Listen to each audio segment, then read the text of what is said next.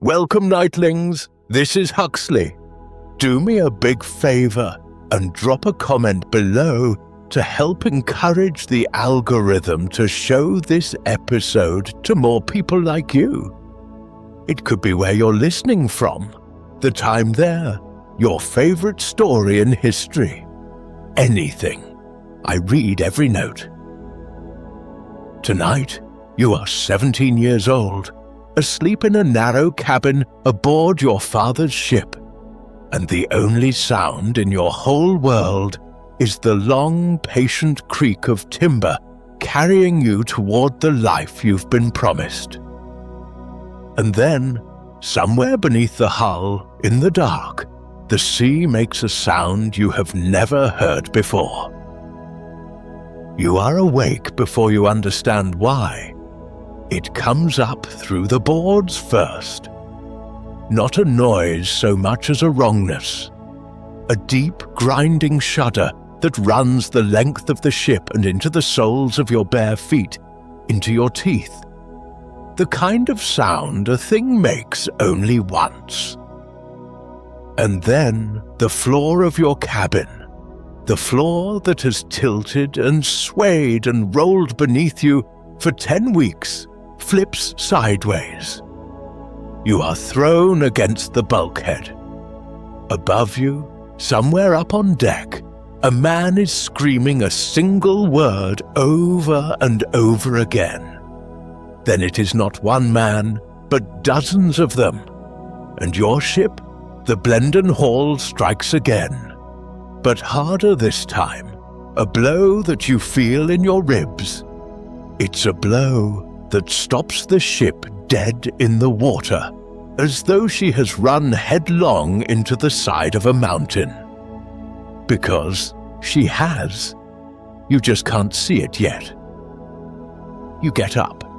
Somehow you are in the dark hallway with 100 others, everyone reaching, everyone shoving. The lamplight is swinging wild, and then gets snuffed out. The cold water rushes in. The sea is inside the ship. You can hear it, a great greedy roar somewhere below and behind you, swallowing the cabins you walked through an hour ago. The deck under you is canting the wrong way, and there is salt water around your ankles and then your knees. Up. You claw your way up into open air, and the air is worse.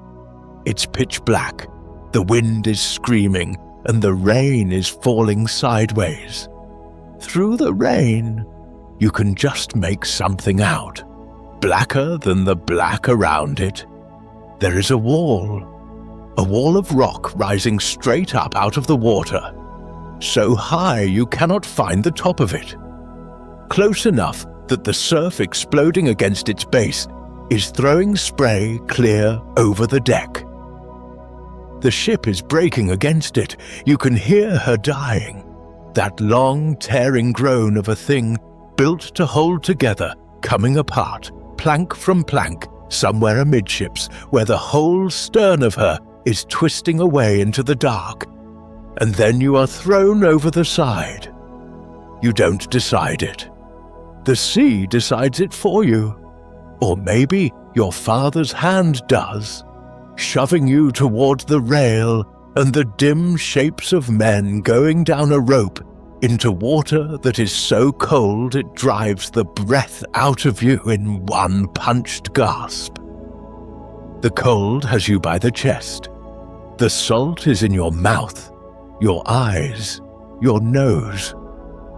A wave lifts you and slams you down, and the rope is gone from your hands, and there is nothing now but black water and the boom of the surf and the instinct older than thought to keep your face up and in the air. You kick. Something solid tears across your shin. Rock, a boulder, the bottom, and you grab for it, and the backwash drags you off it, drags you out, and you grab again. A hand closes on your collar, another on your arm. you are hauled, scraping up out of the reach of the sea and onto your hands and knees on a beach of cold round stones. You are retching sea water, shaking so hard you cannot stand, and around you in the howling dark are the shapes of other people doing the same. Crawling, coughing, calling out names into the wind and waiting to hear which ones answer. Two of them do not answer. The sea behind you is full of voices, and then it is full of fewer. Somewhere out in that black water, two men who sat among you yesterday went under and did not come up. You cannot count, not in this. You can only listen to the gaps where a voice should be. You spend the rest of that night on the stones. No fire, no shelter, the spray still reaching you, the gale screaming off the cliffs above. No one sleeps. You simply endure the hours, packed against strangers for warmth, watching for a light in the east that feels like it will never come. But it comes finally. And this is the part that undoes you. Not the wreck, not the cold, but the dawn. Because the grey light comes up slow and merciless, and for the first time you can see where the sea has put you. You can see the cliffs. They go up and up and up. Sheer black volcanic rock, streaming with rain and waterfalls, hundreds of feet of it, a wall with no top and no break and no way up. You can see the boiling surf and the broken back of the ship out in it. And you can see the faces around you, grey and salt-crusted and turning, slowly, all of them, to look at the same impossible thing you are looking at. Because last night, in the fog, your father was steering for an island called Tristan da Cunha. An island with people on it. A settlement afire. A chance. That is where you all believe you are. You are not there.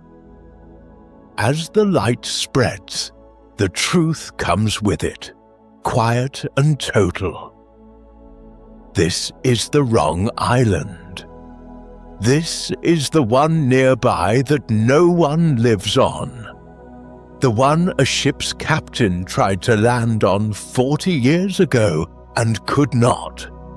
An island whose name means simply, you cannot get in. You are standing at the foot of the cliffs of an island called Inaccessible.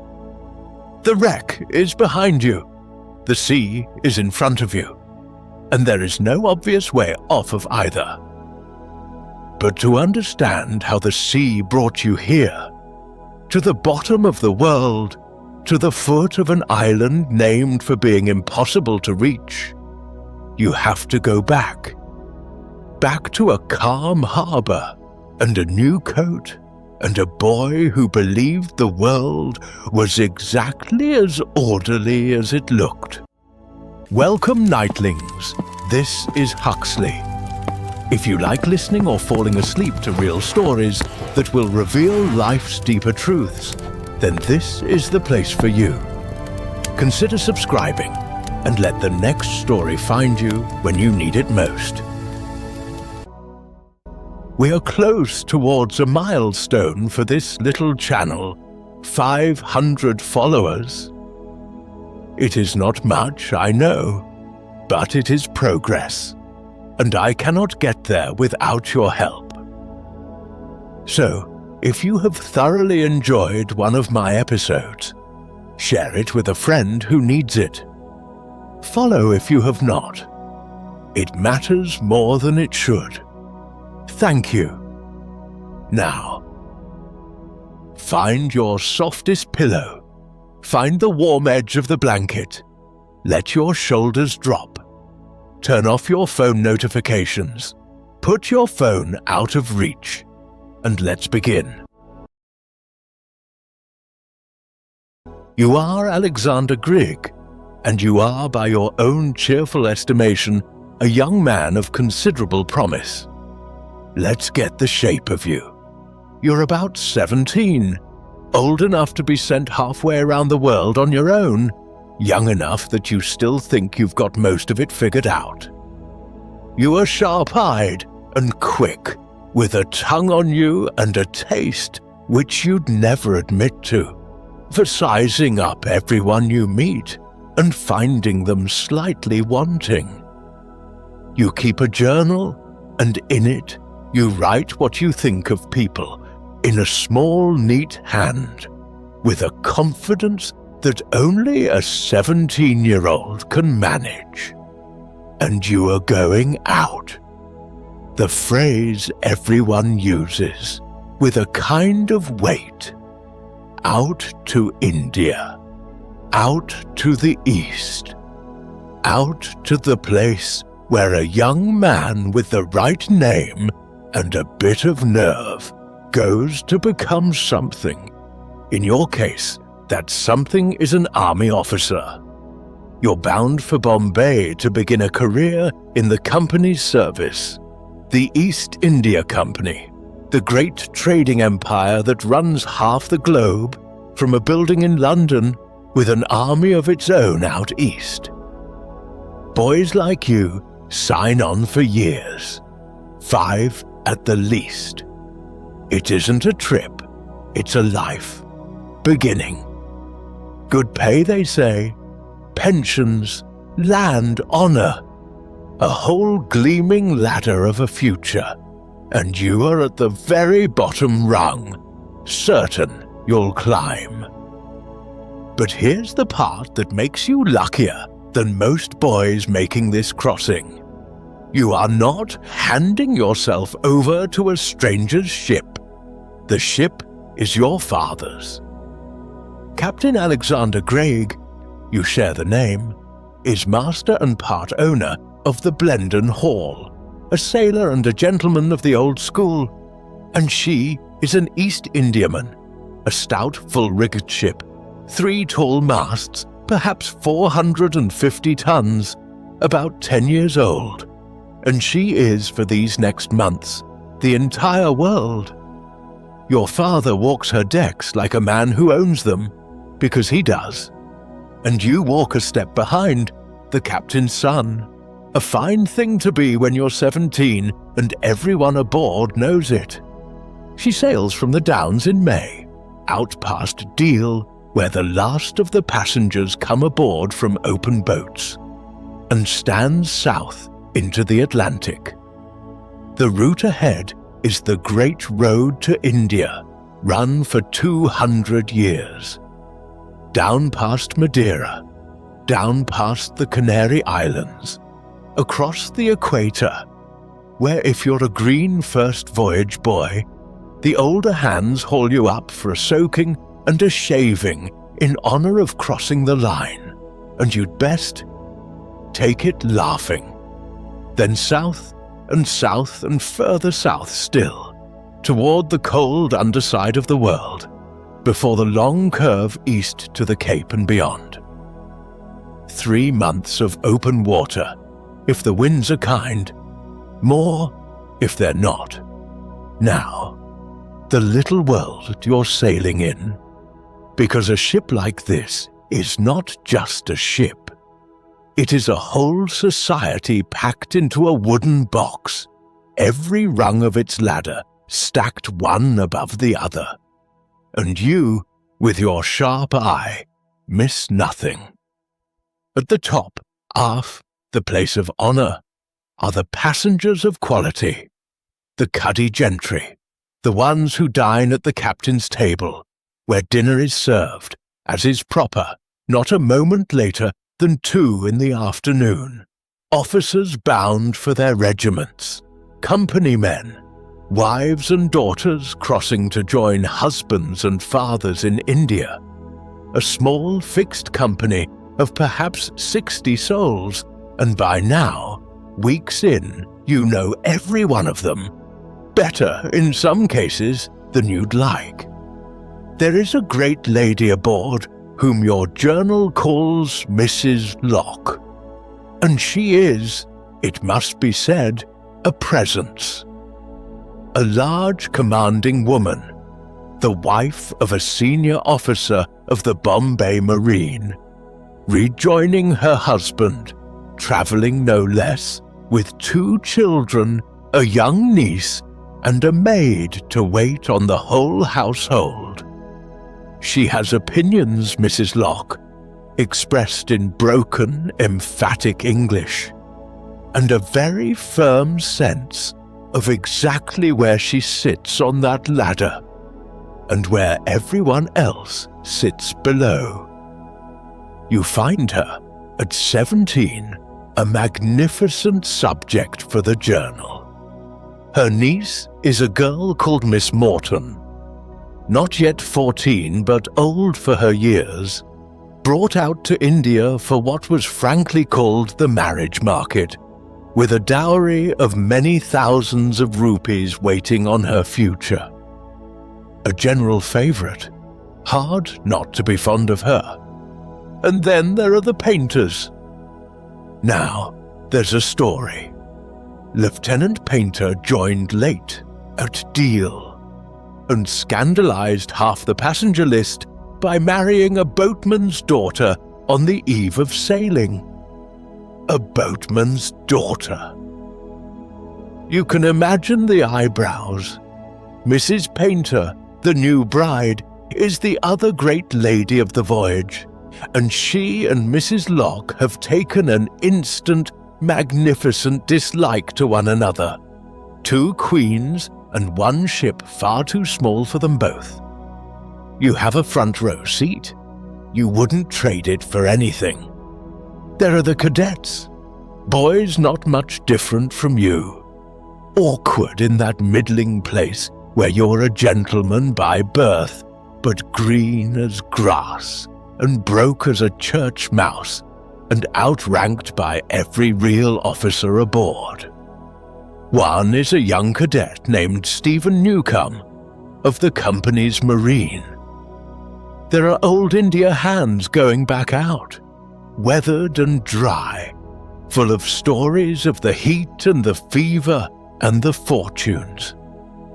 And below, all of them, forward and down, herded into the working part of the ship, are the crew, the sailors. Perhaps 24 of them, who keep the watches and haul the lines and live in a different world entirely from the one aft. One you barely think about, because why would you? That's how a ship is arranged. And it is arranged beautifully, completely, and you love that about it, though you couldn't say so. Everyone has a place, and everyone knows it. The captain at the head of the table, the gentlefolk around him, the cadets at the lower end, the sailors forward, and the livestock penned on the open deck. Yes, livestock, pigs and hens and a cow, carried for fresh meat and milk while they last, so that the deck of an Indiaman smells of hay and animals and tar all at once. There is salt beef and salt pork in casks, ship's biscuit going harder and staler by the week, wine and spirits in the hold, and water doled out by careful ration, because fresh water is the one thing you cannot make more of out here. And everyone aboard, from your father to the newest cabin boy, drinks what he's given and no more. You stand at the rail in the evening, the wind in the rigging and the warm dark coming down, and you feel, if you're honest, magnificent.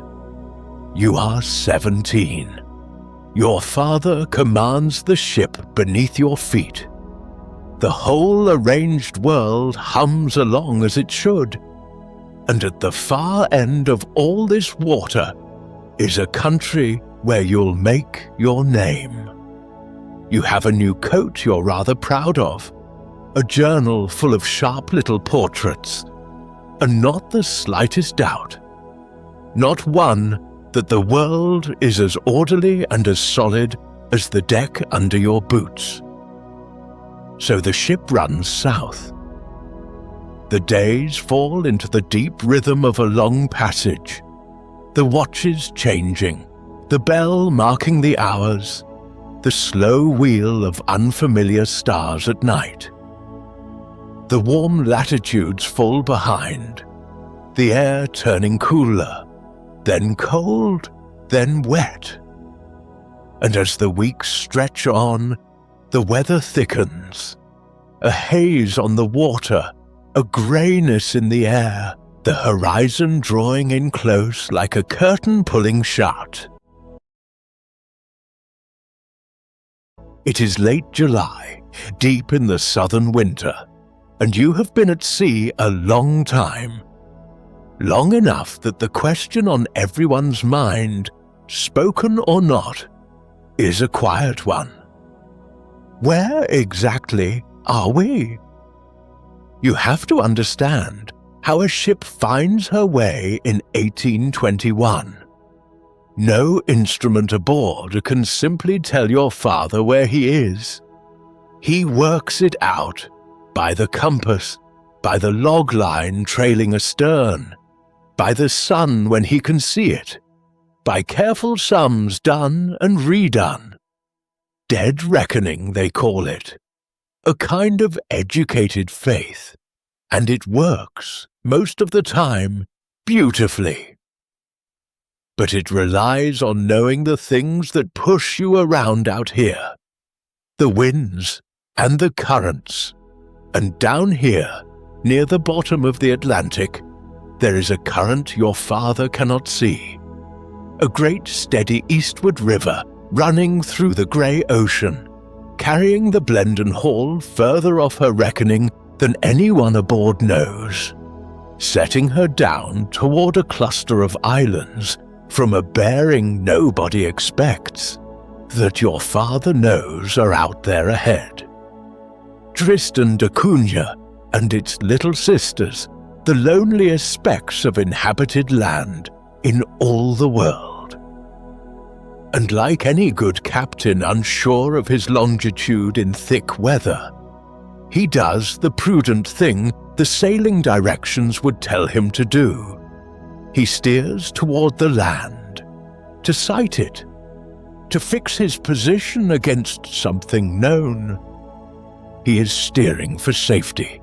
He is doing everything right. The morning comes up thick. A heavy haze lies on the sea, a grey, wet fog that closes the world down to a few ship lengths. The lookout straining into a wall of nothing. It is around 10 in the morning. The watch set, the ship moving quietly through the grey, and you are below, or about the deck, with no reason to think this morning different from any other. But the sea has begun to change, if you knew how to read it. There is weed in the water now, kelp, long ropes and rafts of it, brown and glistening, drifting past the hull, thicker and thicker. To a sailor, that means land, land close. And then a second thing happens, the worst kind of small thing. The breeze drops, the sails going soft and slack, and a ship with no wind has no steerage, nothing to do but drift wherever the water takes her. And the water is taking her in, and the kelp has fouled the rudder and tangled the helm, so that even what little command your father had is slipping away in his hands. And then the cry comes down out of the fog from the lookout, and it is the cry that every sailor carries in his nightmares. Breakers on the starboard bow, and a heartbeat later, worse, breakers all around. There is no time, none at all, between the words and the strike. The fog tears open just enough to show it. Not water ahead, but a wall.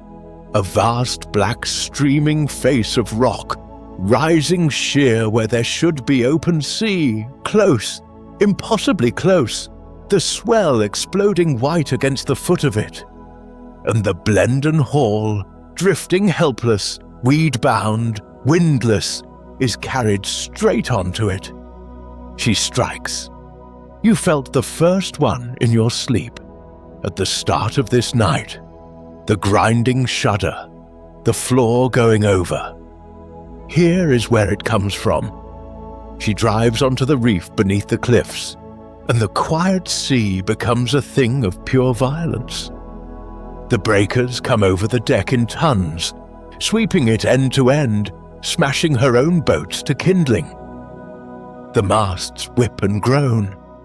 Below, you can hear the awful roar of water taking the inside of her, and the Blendon Hall begins with a tearing groan that goes straight through you, to come apart. She parts amidships, the whole stern of her, twisting, grinding, breaks away into the surf and the fog, and what's left, the forward part, is pinned shrieking against the rock.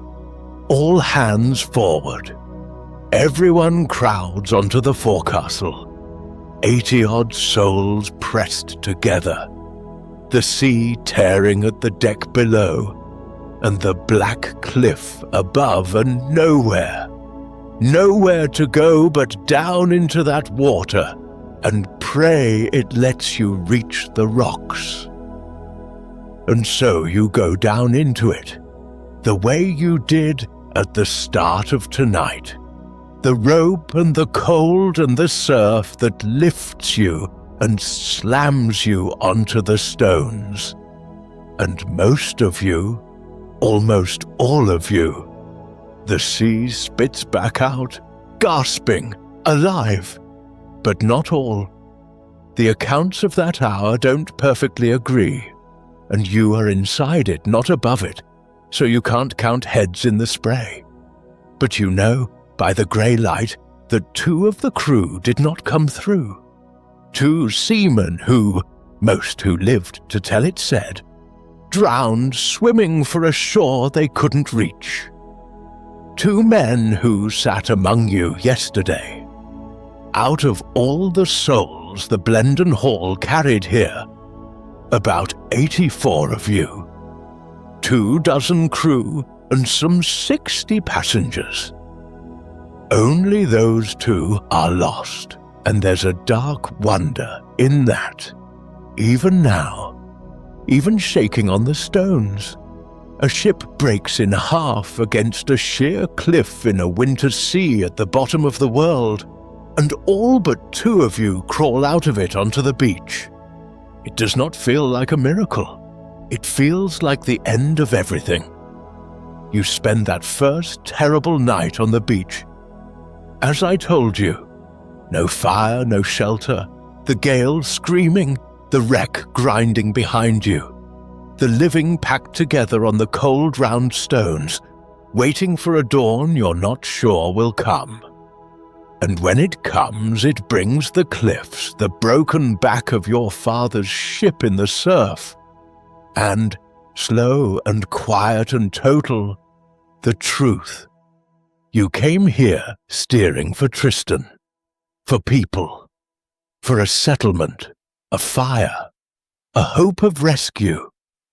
And as the grey light spreads across the faces around you, the realization moves through the whole shivering company like a cold tide. This is not Tristan. The mountain you can dimly see across the water, that is Tristan. 20 miles off across an open, freezing sea, with its handful of people and its faint hope. You are on the other one. The empty one. The one nobody lives on, short of the people you were trying to reach. You are on Inaccessible, an island named by the first captain who tried and failed to set foot on it, for the single fact that it will not let you in. The wreck is behind you. The cliffs are above you. The sea is all around you. And the first question, the only question as the wind comes off the rock and the grey light comes up on the salt-crusted faces of the living, is the simplest and the hardest one there is. How many of us are there? And how, in the name of God, are we going to live here? So you stand on the stones in the grey morning and ask the question, and the answer comes back the way answers come on a beach like this, slowly and out loud, one voice at a time. Your father calls the roll. He does it because it is the thing a captain does, and because there is nothing else in this first hour he knows how to do. He stands among the soaked, shaking crowd with the sea still booming behind him and begins to call the names. The passengers, the cadets, the crew, gentlefolk and sailors all jumbled together now on the same cold shingle. And one by one, in cracked voices barely there, the names come back. Here. I. Here. A child answers, a woman answers, an old India hand you'd traded sharp words with a week ago answers, and you have never in your life been so glad to hear a man you don't much like say a single word. You count along because you cannot help it, and almost everyone answers. Out of all the ship carried to this place, about 84 souls, near as anyone can reckon it, about 82 voices come back across the stones. Only 2 do not. 2 of the crew, the 2 the sea took in the dark, the gaps you already heard in the night, and now here again in daylight. Where a name is called and nothing comes, your father calls them twice. He waits. Then he goes on because he must, and the going on is its own small, terrible thing. 82. A ship breaks in half against a sheer black cliff in a winter sea at the bottom of the world. And 82 of you stand here to be counted. It should feel like a deliverance. It feels instead like a sum you don't know how to read, because 82 living souls is a great many mouths to keep alive on a bare rock, and the rock, so far, has offered nothing, because now you can see the place, and the place is not kind. In the full grey light, the cliffs are worse than they were at dawn. Not a wall you might find your way around, but a wall that goes the whole way. Hundreds of feet of wet black rock, streaming with waterfalls, curving off into the mist with no break, no slope, no path. The top of the island is up there somewhere, above the cloud. You will not be going up there. The beach you're on is a narrow ribbon of round boulders, slick and shifting, hemmed between the rock and the surf, and it is the whole of your world. This thin shelf of stone where the sea decided to spit you out. The cold comes off the cliff in a steady wet breath. The cloud sits low, and the wind never stops. It comes down off the heights and through your soaked clothes as if the clothes weren't there. You are alive. You are also, you slowly understand, standing at the bottom of a place that has no use for you whatsoever. But the sea, having taken the ship, begins to give some of her back. All that first day and the days after, things come in on the surf. The Blendon Hall is breaking up out there on the reef, and what she carried is washing ashore among the kelp and the boulders, and you and every soul who can stand go down to drag it up out of reach of the waves. It is grim, strange, wonderful work. A cask comes rolling in through the breakers, and 4 men wade in to wrestle it up the stones. And it turns out to be porter. The good stuff, Hibbert's celebrated. And there is a moment, I won't lie to you, where a clutch of half-drowned castaways stand around a barrel of beer and feel something almost like fortune. A cheese washes in, a whole wheel of it, fat and absurd and bobbing in the foam, and you fall on it like it's treasure because it is. Hams, cases of wine and spirits, bales of cloth, red broadcloth and white muslin, sodden and heavy, that you haul up and cut into wear, because your own clothes are rags, and the cloth is what there is, planks, casks, a seaman's chest, the flotsam of the whole tidy little world you were living in a day ago, coming back transformed. No longer cargo, no longer comfort, but supplies, the difference between living and not. And you begin, all of you, to make a camp. Tents of a kind, rigged from salvaged sail canvas, and bolts of muslin, lashed to poles and weighted with stones against the wind. They are pitiful things. The rain comes, and it comes and comes on this island. You're learning that fast. And it gets into everything and brings the canvas down. That's the rhythm that starts here. The thing falls down. You put it back up. The rain stops briefly and starts again. You put it back up. But there's one thing the sea hasn't given you. The one you need most. Fire. You have no fire. Think about that for a moment. Standing soaked to the bone with the clouds sitting on your shoulders. Everything you own is wet. The wood is wet. And there is not, among 82 people, a single dry spark to be had. The flint, the steel, the tinderbox a sailor keeps, gone with the ship, or lost in the surf, or simply soaked useless. You huddle at night in the wet canvas, packed together for the small animal warmth of other bodies, and shiver through the dark toward a morning that brings no heat with it. You eat your salvaged cheese and ham cold. You drink the porter cold.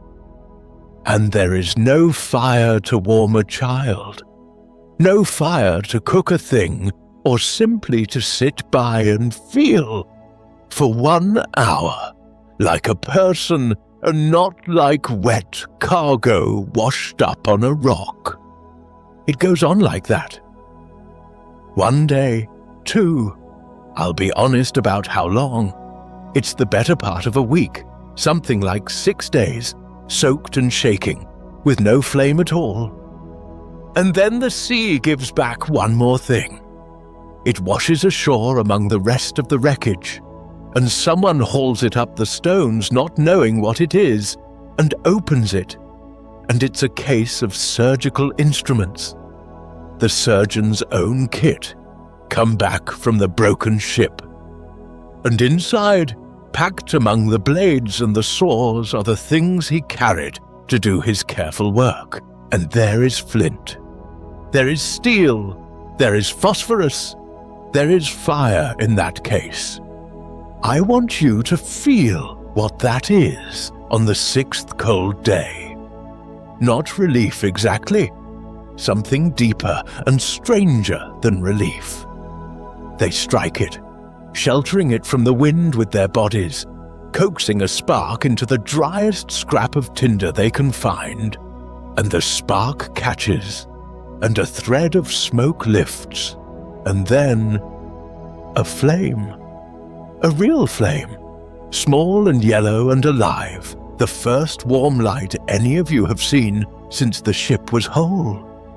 And 82 soaked and starving people gather round it and just look at it, hold their hands to it, feel the heat reach their faces. It is the most ordinary thing in the world, a little fire on a beach. And it is, in that moment, very close to the most beautiful thing you've ever seen. You keep it alive after that. That becomes a sacred task, feeding the flame against the endless rain, sheltering it, never letting it die, because you all understand now what it cost to get it and what it would cost to lose it. So there's your answer then to the 2 questions you asked on the stones in the grey light. How many of us are there? About 82. And how, in the name of God, are we going to live here? Like this, wet and cold and counting your dead, kneeling around a borrowed fire you'd nearly lost hope of. This is how you live here, for now. But a fire is warmth, and warmth is not food. And the cheese and the hams are already going. The little pile by the rocks smaller every time you look at it, the porter casks lighter in the hand. And the question underneath all the others, the oldest question there is starting to make itself felt in the pit of every stomach on that beach. What, on a rock named Inaccessible, are you actually going to eat? Here is the thing nobody tells you about a place that's trying to kill you. Sometimes when you finally lift your eyes from the stones and the wet canvas and the guarded fire, it turns out it's alive. Because the island, you start to realize, is not empty.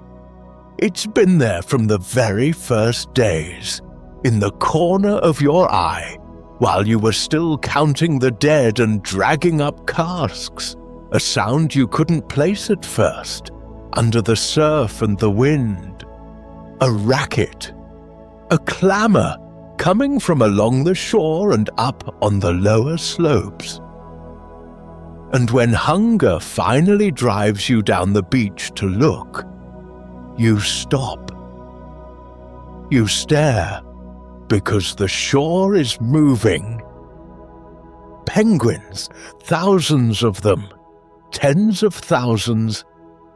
They have come ashore to breed, the way they come every year to this rock that no one lives on, and they cover the stones and the green slopes in a great shifting carpet of black and white, until the whole shore seems to shimmer with them.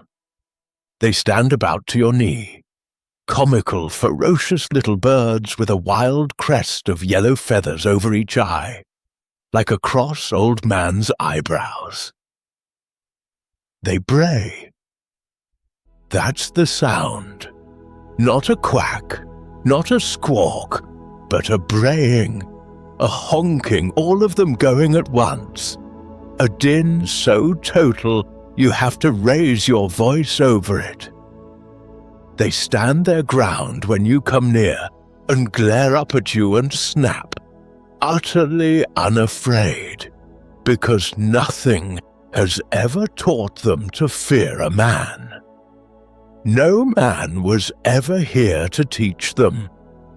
And you are starving, and they are food. I'm not going to dress it up gently, because the truth of it is its own strange kind of grace. You eat them. The first ones the most desperate men take and eat where they stand, even raw, because a body cold and hungry for days does not wait on niceties. But with fire now, it becomes something you can almost call a meal. The flesh is dark and rich and oily, fishy tasting, strong, nothing you'd have touched at your father's table a month ago. Here it tastes like life itself. You all learn to take them, gentlefolk and sailors alike.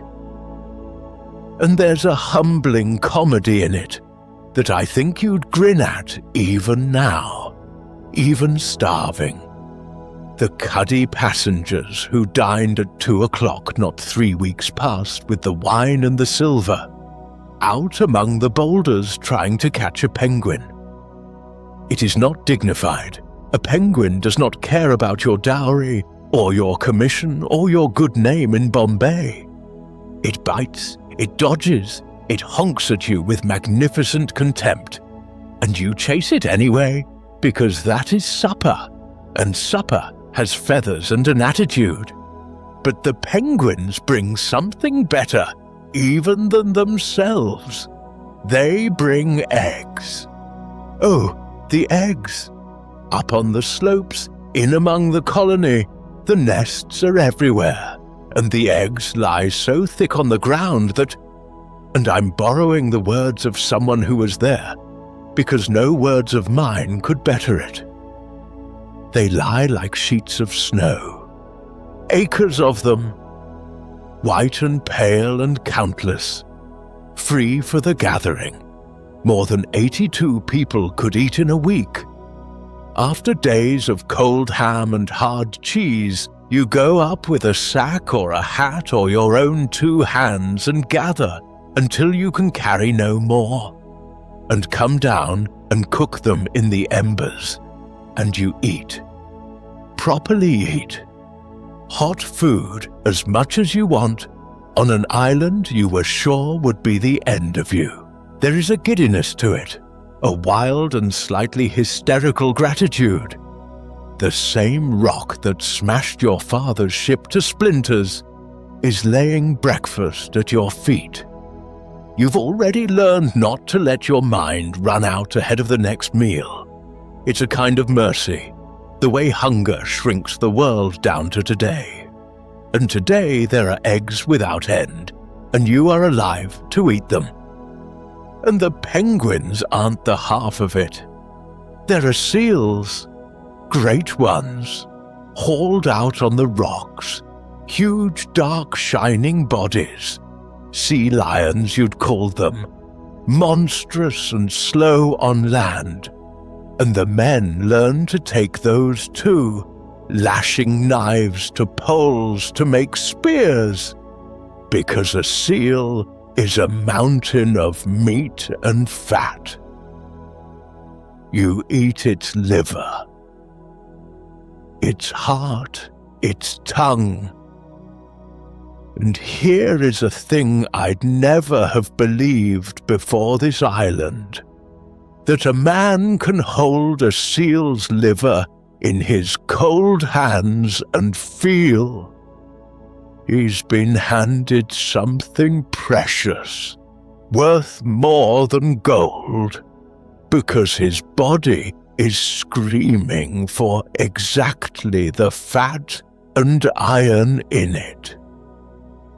The whole map of what's fine and what's foul gets quietly redrawn out here, deeply in your bones. There are great birds wheeling off the cliffs, albatross, riding the wind on wings wider than a tall man, and other seabirds in their countless thousands, and their eggs too where you can reach them. There are fish in the shallows when the sea's kind enough to let you catch them, and there is, and this one matters more than it sounds, celery, wild celery, growing in green tangles on the broken slopes where the cliffs have slumped. Now, You don't think much of a weed when there are eggs like snowdrifts to be had. But the old hands and the surgeon know what greens are worth on a long, hungry stretch like this. The rot that comes on men with no fresh green in them, the loosened teeth, the slow sickening. And so you eat the celery, bitter and stringy and good for you. And it does its quiet work in the background, keeping the worst of that rot at bay. So this is the second answer to how you live here. Not just cold and counting and a borrowed fire, but this. A penguin chased across the stones, an egg cooked in the embers, a seal's liver in your hands like treasure. A bitter green weed that keeps your teeth in your head. The body adapting faster than you'd think to an absurd new normal, and finding in it a kind of animal contentment you'd never have admitted you were capable of. There's a grace in it that catches you off guard. You came to this rock certain it was your grave. And the rock, for all its cold black cruelty, is feeding you. Exactly because it's so wild and far and untouched that no one ever came to thin its herds or rob its rookeries before you washed up needing them. The very thing that trapped you here is keeping you alive. You don't have the words to say it out loud on the beach, but your full belly knows it for the first time in days. And for a little while, a few short, strange, abundant days, that is almost enough. But the eggs go musty, the penguins thin from the slopes, and out beyond the surf, the southern winter, which has only been clearing its throat, takes a long breath and begins.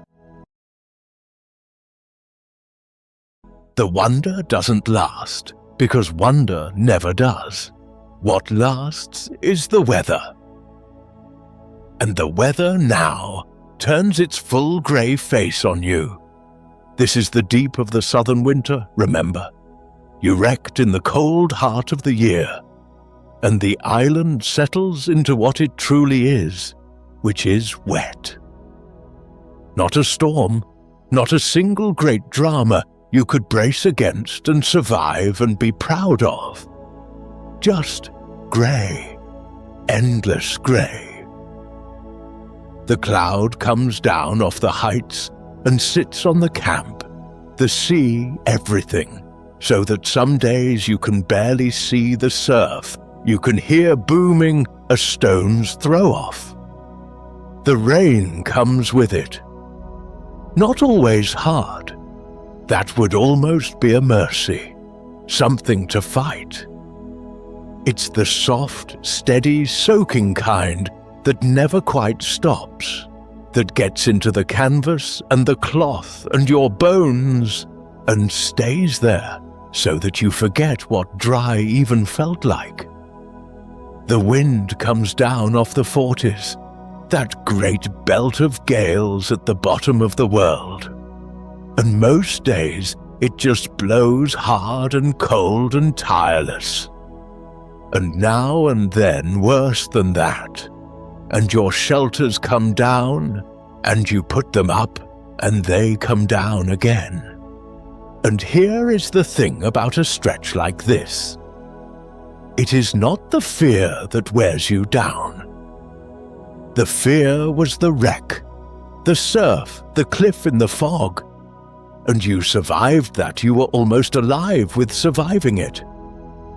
This is different.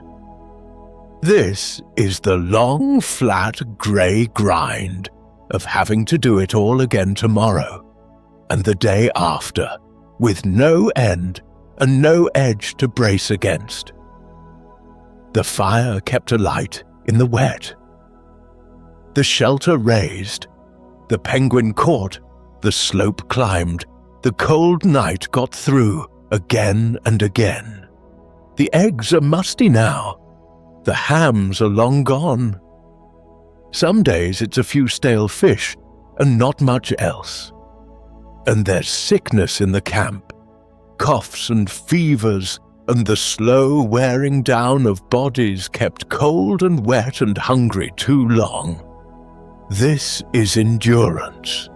The plain, unglamorous, heroic without looking heroic work of simply not stopping. And nobody up on that rock would ever call it that. They'd just call it Tuesday.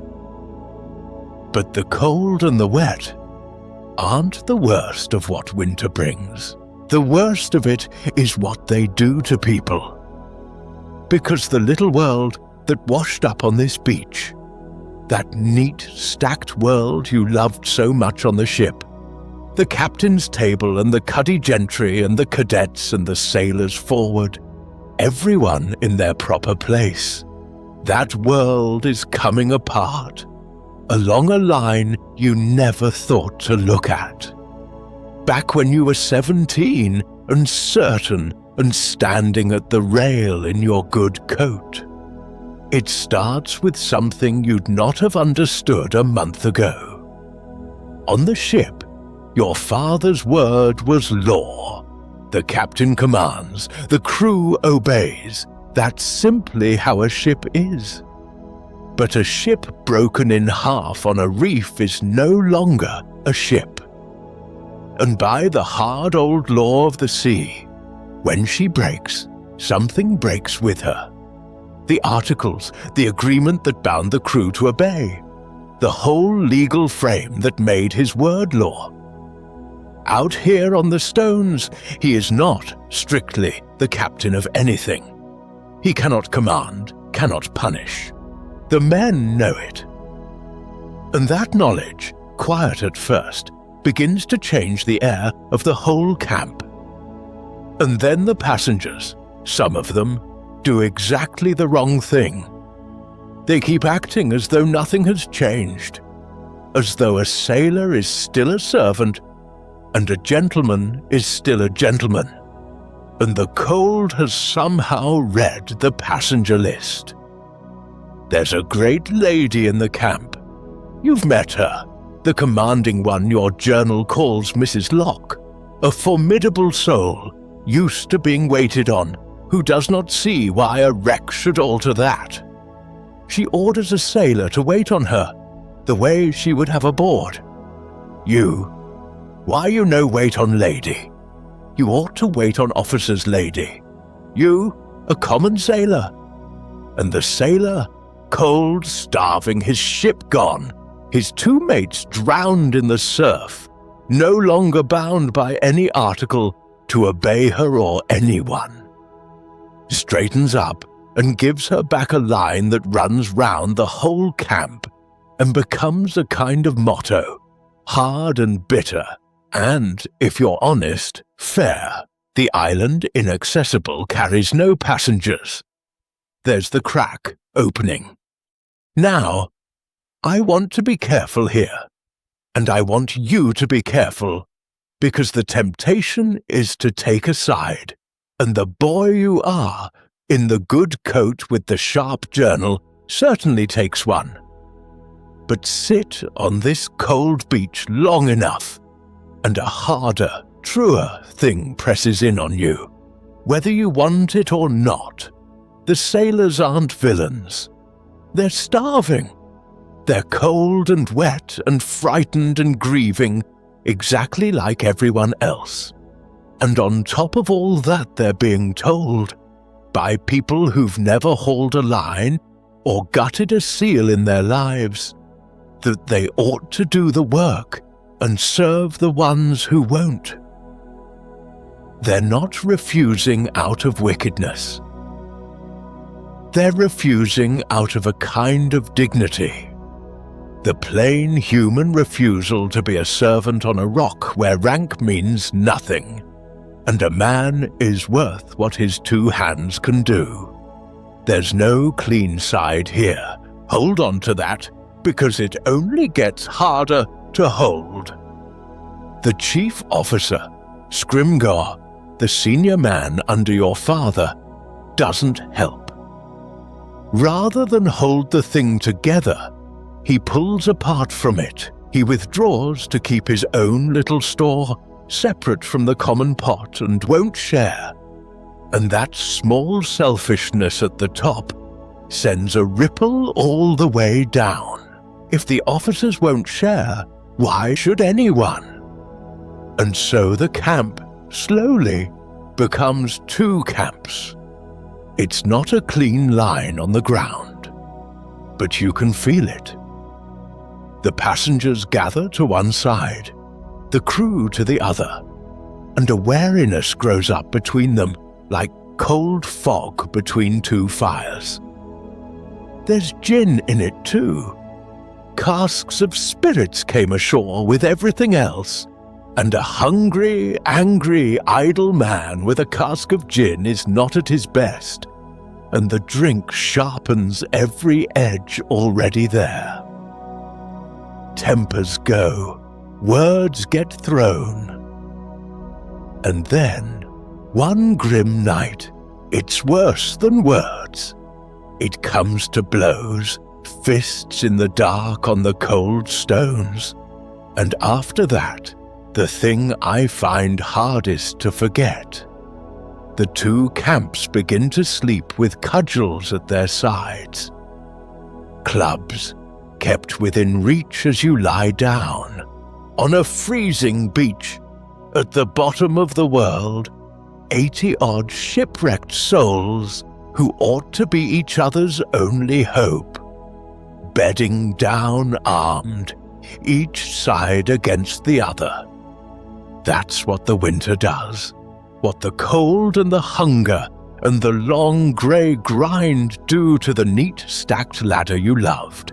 And in the middle of it, this is the part that quietly rearranges something inside you didn't know could move. In the middle of it is your father.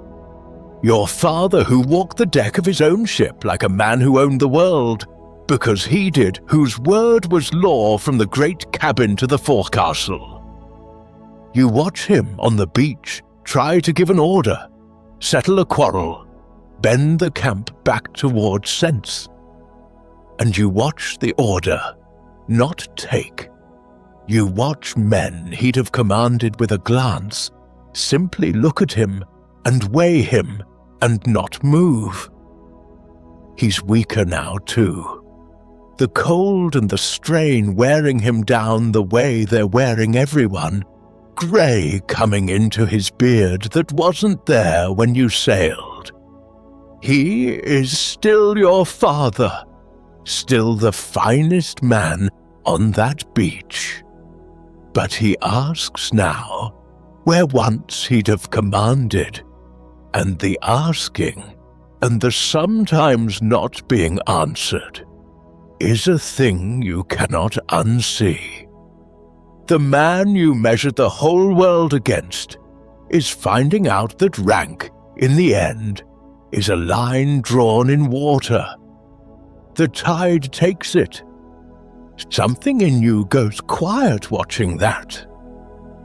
Something grows up that's older than 17.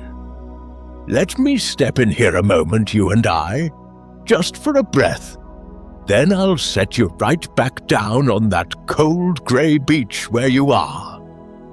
I find myself wondering, while I sit here in the dark with you, where you are tonight. Whether it's raining where you are, the way it's always raining on that island. I rather like it when it is. It's well past midnight here as I tell you this. The lamp's turned low, and there's a stillness in the house that I've come to think of as the best company there is. That's where it's found me. So, if you'd like to, and only if you'd like to, leave a word in the comments and tell me where you are and what hour it is that's found you tonight. I always read them. It's a strange and lovely thing. All of us scattered so far apart, drifting off to the same old story at the same late hour. It makes the dark feel a good deal less wide. There. Now, back to the beach and the cold and the two camps lying down with their clubs. Because the days grind on and the grey doesn't lift and the food gets thinner. And down at the waterline, in among the wreckage, the carpenter and the sailors have begun doing something with the broken bones of the ship. They're pulling timber from the surf, planks, beams, good fastened wood, and dragging it up the stones and laying it out. They're not just feeding the fire with it. They're saving it, shaping it. There are low voices around it in the evenings, men measuring the wood with their eyes, and a question moving through the camp that's bigger than the cold, bigger than the quarrel, bigger even than the cudgels at your sides. So the timber comes up out of the surf, day after day, and the men make something of it. You have to understand what they're working with, because it tells you how far you've come. A few months ago, these were sailors of a 400-ton Indiaman, men who crossed oceans. Now they're crouched on a freezing boulder beach with the wet wind off the cliffs, picking through the broken bones of that same ship. Planks, beams, good fastened wood the sea keeps handing back and trying, with cold hands and what tools washed ashore, to build a boat. A real one, big enough to carry men across open water. They saw and fit and caulk the seams and cover her over with salvaged canvas, the same scarlet broadcloth and white muslin you've been wearing as clothes, stretched and lashed down to turn the surf. It is patient, brutal work, and it goes on for weeks in the rain. And slowly, out of the wreck of the thing that brought you here, a small boat takes shape on the stones.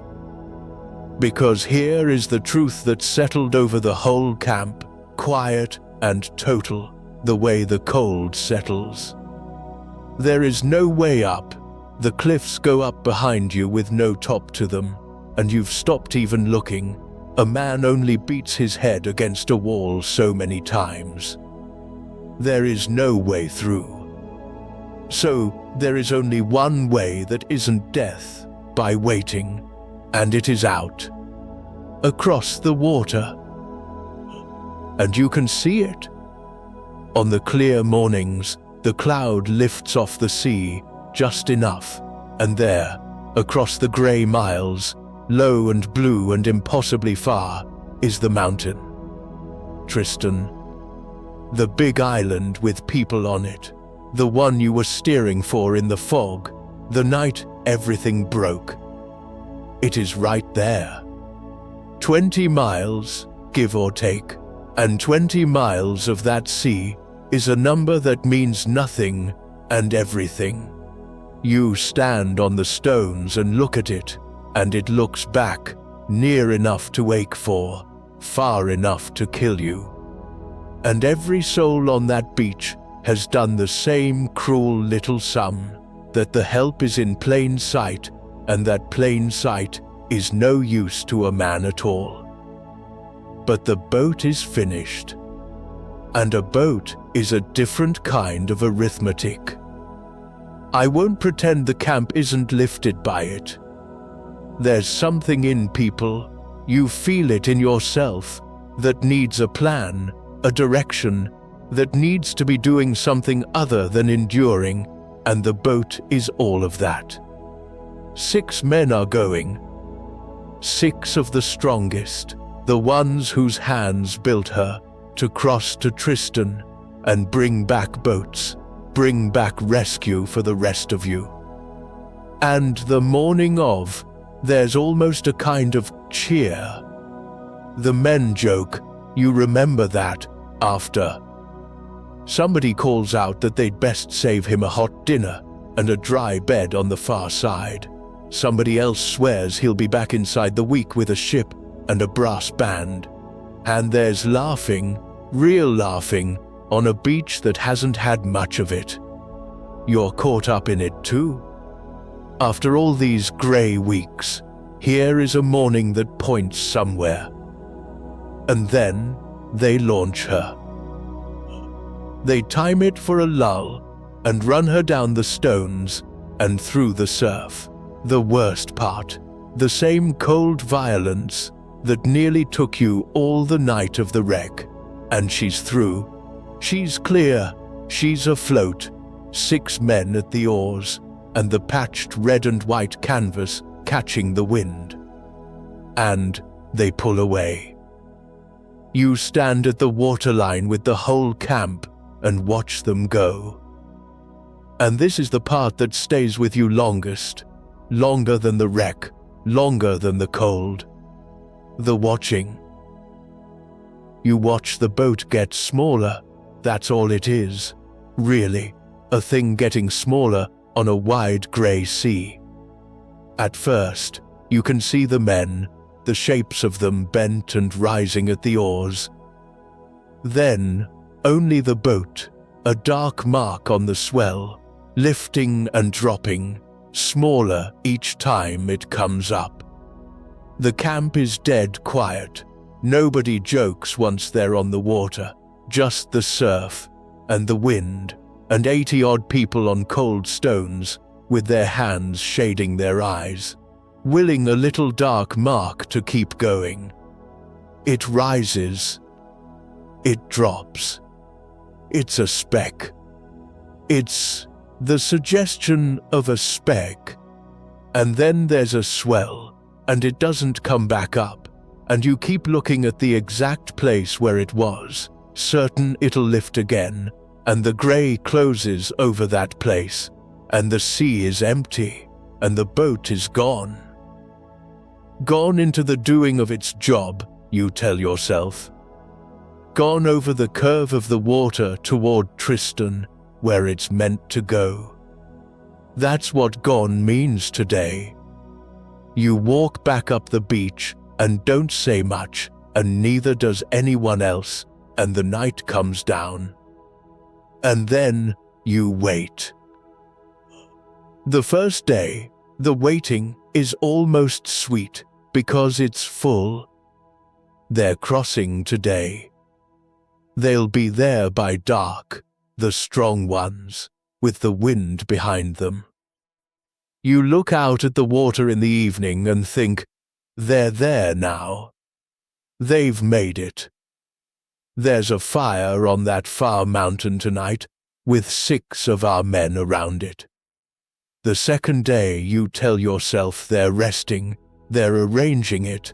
You can't raise a rescue in an afternoon. The third day the weather turns, the sea comes up, and you're almost glad of it, because of course they can't come back across in this. No one could. The weather is a mercy the third day. It gives you somewhere to put the silence. But the weather clears, and no boat comes around the grey shoulder of the water from Tristan.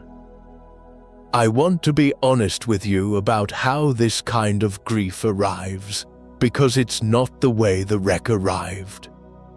The wreck came all at once, a blow, a thing your body knew in an instant. This comes by absence, by degrees, by the slow subtraction of the reasons it might be all right. There's no moment you can point to, no sight of the thing, no piece of wreckage on the tide to tell you for certain, only a boat that went out, and a sea that gave nothing back, and a fourth day, and a fifth, and a week, and the quiet hardening in your chest of a thing you will not say out loud, and cannot any longer disbelieve. They're not on Tristan. There's no fire with 6 men around it. There never was. Somewhere out on that water, the sea simply took them, the way it took the 2 off the wreck, only this time there's no beach to crawl onto, and no roll call to answer, and no one will ever know how or where. 6 men. The ones who built the boat. The strongest of you. You knew their faces. You laughed at their send-off a week ago on this same beach and told them to save you a dry bed on the far side. And the worst of it, the thing that rearranges something in you by the fire those nights, is the not knowing. Because you can't grieve them clean. You can't say they're gone, not for certain, and so a part of you goes on watching the water every clear morning for a dark mark that will lift on the swell and come home. You catch yourself doing it. You'll be hauling celery on the slope or guarding the fire, and your eye will go without your asking it to, out to the grey line where the boat disappeared. And there's never anything there. But you look anyway, because hope is a thing the body does, whether the mind permits it or not, and the body is slow to give up 6 men it watched row away alive. That's where you are now, on a rock at the bottom of the world, with the proof laid down, quiet and certain in the empty sea. The way off is a boat, and the first boat that tried it is gone. You don't talk in the camp about building another. Not yet. The grief is too fresh and the lesson too plain. You just get through the days, smaller now, all of you, quieter, the cudgels still there, but the quarrels gone soft under the weight of it, the way people go gentle with each other for a while after a death. And the mountain sits out there on the clear mornings, blue and far and full of people, and you have learned now exactly what it costs to try to reach it.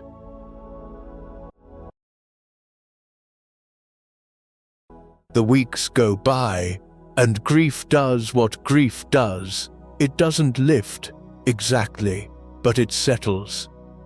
It becomes part of the weather.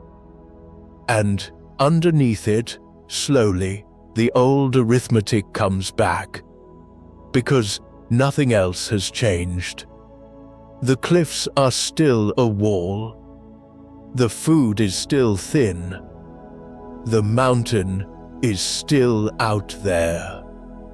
And the cruel logic that built the first boat still stands when the worst of the morning has worn down.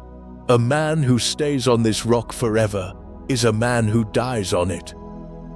The sea took 6 men to prove the way off is across the water and did not change the answer. So one day, quietly, without the cheer this time, the men go back down to the timber. There's still wreckwood on the beach. The sea is in no hurry to stop giving back what it broke. And the carpenter and the sailors who are left set to building a second boat. It's a sober thing to watch. No jokes about brass bands. They build her sturdier if they can, and they take their time. That's the new thing, the waiting for weather. After the first boat, no one will launch into anything but a flat calm. They watch the sea the way you'd watch a sleeping animal you mean to step around, and they wait for the rare, still, grey morning when the swell lies down and the wind drops to nothing, and the 20 miles of killing water goes, for a few hours, almost smooth. And in the deep of the spring, months in now, the southern winter finally loosening its grip, that morning comes. The sea is smooth, truly smooth, smoother than you've seen it since the ship was whole, the swell long and low and oiled looking. And a handful of men, the accounts don't agree on how many. Some say 3, some say more, and you're on the beach, not keeping the ledger. The resourceful ones run the second boat down the stones, and through a surf that for once isn't trying to kill them, and they're off. And among them are the 2 I have to tell you about, the Simmers brothers, the second mate and the ship's surgeon, who have been the steady heart of this whole ordeal since the first wet night on the stones.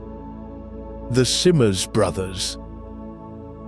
There were 2 of them aboard, and they came through the wreck, and from the very first days on the beach, they have been, there's no other word for it, the best of you.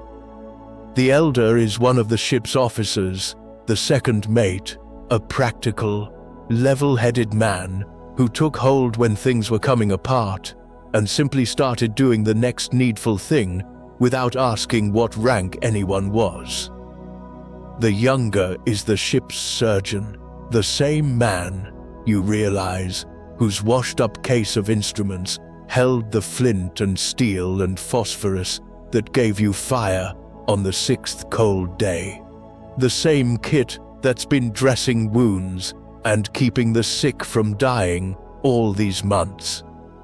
One mends the body and one minds the work, and between them they have done more to keep 80 souls alive on this rock than rank or rule ever did. They're kind when kindness costs them. When the camp split into 2 armed factions, they kept crossing the line, because a sick man is a sick man whichever side of the beach he lies on. You came aboard a boy who sized everyone up and found most of them wanting. You don't find the Simmers brothers wanting. You've learned, out here, what that steadiness is worth, more than the whole neat ladder you used to believe in. And now they're in the boat, on the smooth grey sea, pulling for Tristan. You watch this one go too. The whole camp does, the same as before, down at the waterline with hands, shading eyes. But it's a different watching. There's no cheer in it, and a great deal more fear, because you know, now, in your body, exactly what that horizon can do. You watch the boat get smaller, your chest tight the whole time, waiting for the swell to take it the way it took the last one.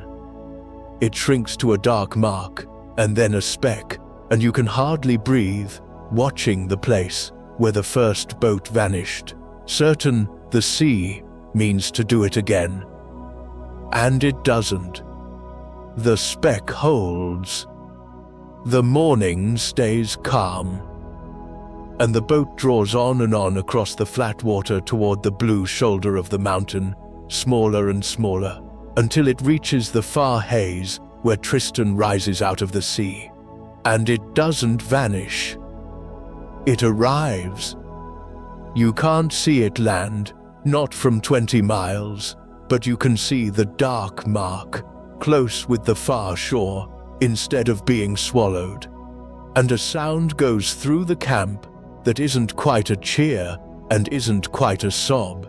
The sound frightened people make when the thing they didn't dare hope for doesn't go wrong. They've made it. After everything, the wreck and the winter and the 2 camps and the 6 men the sea took, a handful of your people have crossed the water and reached the island where people live. And here is what they find, and it's one of the strangest, warmest, most unlikely things in this whole strange story. There are people on Tristan. Not a settlement, not a town, almost nothing. But people. A handful of souls living at the foot of that mountain, in the loneliest inhabited spot on the whole earth, and at the head of them, a Scotsman. His name is William Glass. He was a corporal once in the British garrison that held this island for a year or two and then sailed away. And when they sailed, Glass stayed. On purpose, with his wife and his children and a couple of other men who'd had the same mad notion to make a life on a speck of volcanic rock 1,000 miles from anywhere, raising potatoes and keeping a few beasts and answering to no one. He calls himself the Governor, and he is the governor of a few families and a stretch of black beach and a green shoulder of mountain and nothing else. It would be funny if it weren't, just now, the most important fact in your world. Because Glass doesn't hesitate. The moment your half-starved men come ashore out of that wreck-built boat, with their tale of 80 souls dying slowly on Inaccessible, the little settlement opens to them. Glass gives them a hot dinner, and I want you to feel what that is, second-hand, the way you feel it when the news comes back across the water. Cooked food at a table under a roof, served by people who simply chose to help. After 4 months of cold penguin and seal liver, there are men of your party sitting at a Scotsman's table on a far green shore, eating a hot meal and weeping, very likely, into it. And Glass, hearing the whole of it, does the thing that changes everything. He puts his boats in the water. He has whaleboats, proper ones, seaworthy, and he sends them across that same 20 miles to start fetching the rest of you off the rock.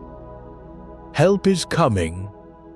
After all this time, after the cliffs and the cold and the boat that didn't come back, there are boats on the water, crewed by strangers who owe you nothing, pulling toward Inaccessible to carry you away from it.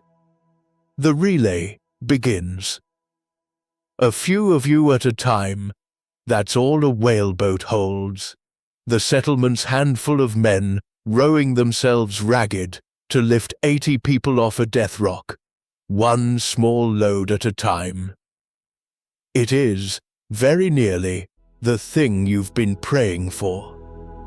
It has the shape of rescue and the first real warmth in months, a roof, a fire, a hot meal, another living face that smiles at you. And yet, it would be the easiest thing in the world to tell you that you're saved now, and you'd want to believe it, and so would I. But you're not on Tristan yet. Most of you, and even those who are, have started, quietly, in the way the body notices things before the mind admits them, to feel the shape of the new trouble. Because Tristan is not a rescue. It's a wind-blasted speck of rock with a handful of people scratching a hard living out of thin soil, growing just barely enough to keep their own few mouths fed through the year. And into that, out of the sea, comes 80 more. The settlement that fed 6 men a hot dinner is about to be asked to feed 80 through a southern summer, off a store that was never meant to stretch a fraction so far. Glass can do the arithmetic too. You can see it cross the man's face, the kindness and the calculation at once. A roof, yes. A fire, yes. But not nearly enough food. So this is where you are, on the smooth grey morning, when the whaleboats start their long relay. You are not saved. You are moved, carried off one trap and set down, a few at a time, into a kinder one, a warmer one, with a roof over it and a Scotsman's hand extended in welcome, but a trap all the same. The boat got across the water.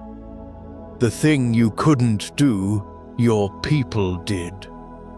And the hope of it is real, and the warmth of it is real, and you hold on to both with everything you have left. But the hunger is coming with you. It's only changing islands.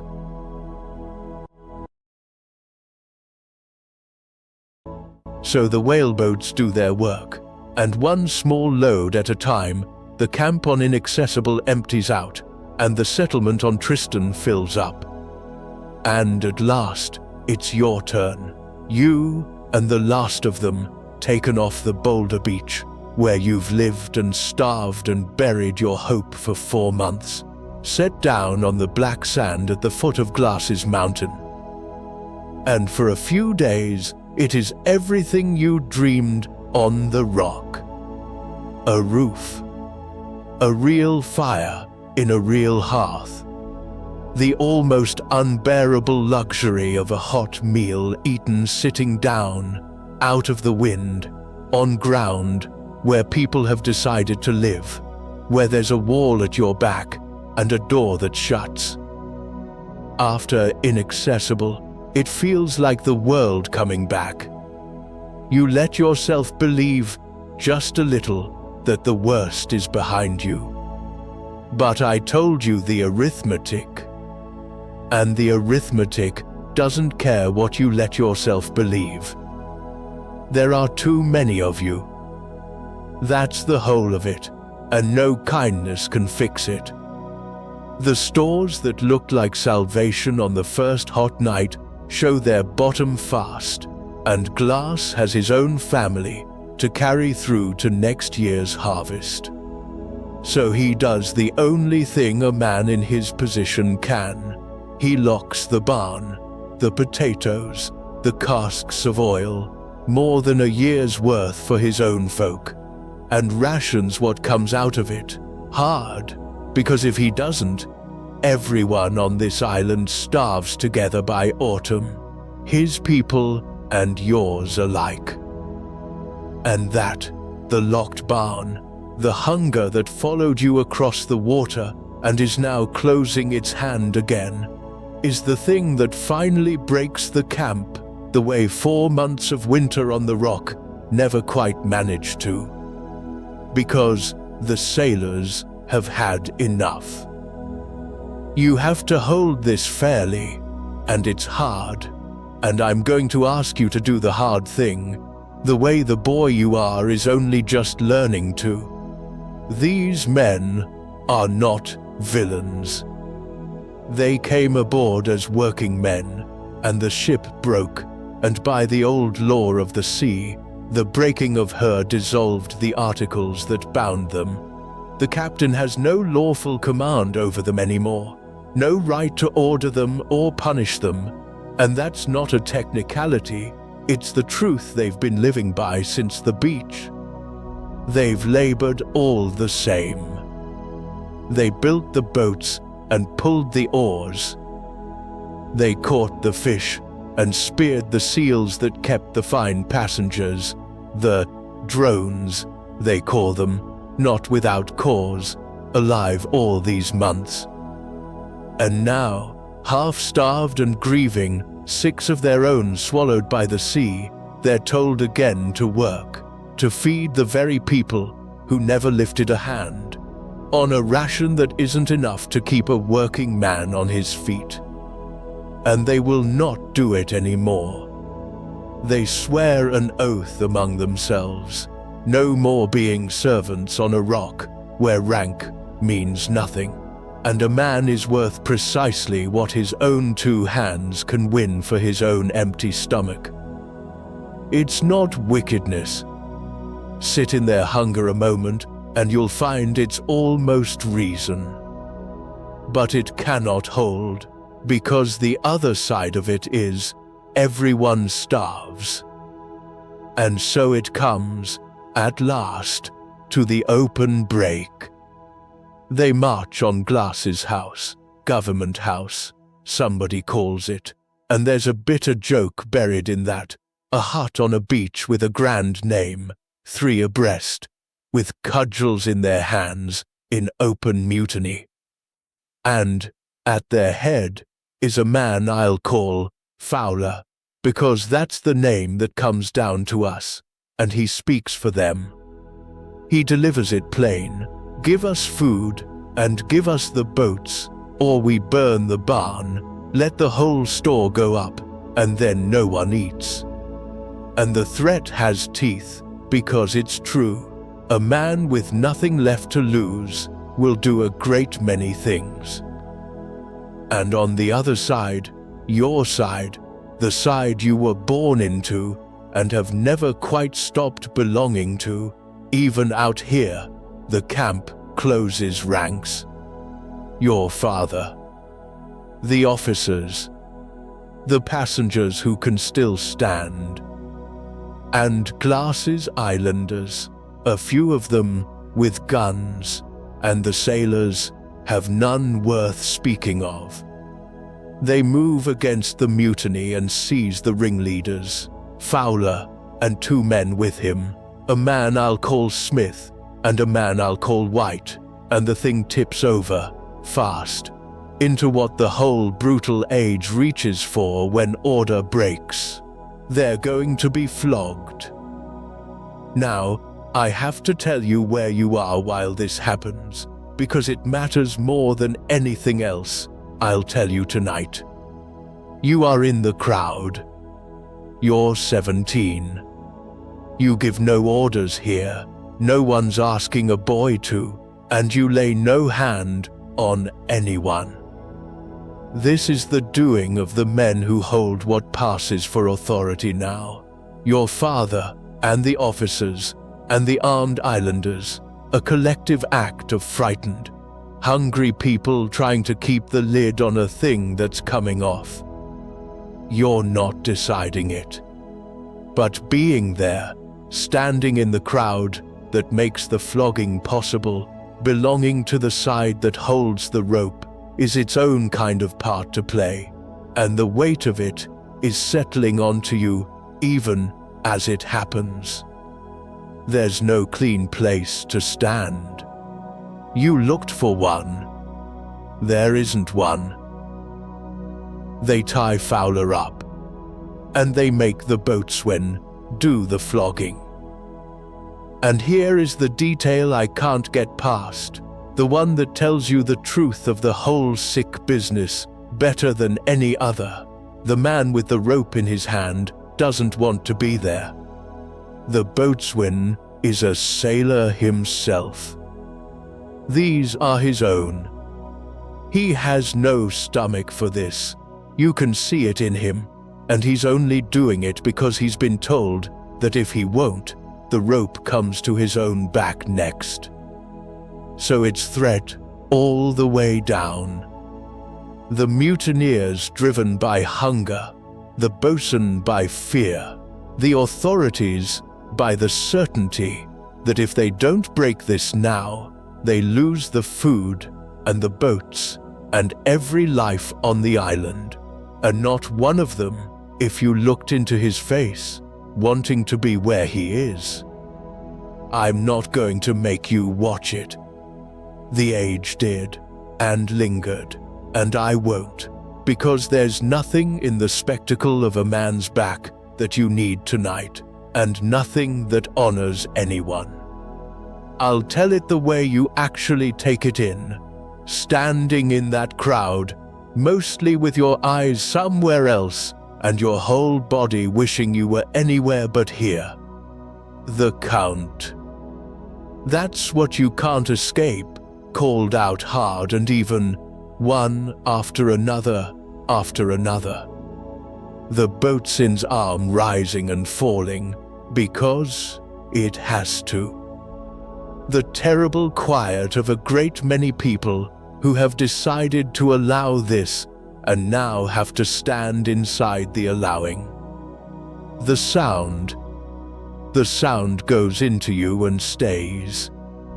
And the number climbing past anything that looks like correction and on into something else, because Fowler, so like the hunger and the pride and the nothing left to lose of him, will not stay quiet. He curses them, calls them cowards, and tells them to let him go, and for that defiance, his count is doubled, and the lash goes on, 100 and more before the man breaks. The other two, Smith and White, beg. They ask for mercy, and they're given it, of a kind, let down at half, the rest of what they'd have taken laid onto Fowler's account, so that one man carries very nearly the whole of it.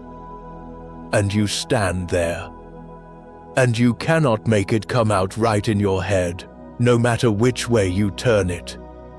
Because part of you knows, coldly, plainly, that it might be necessary.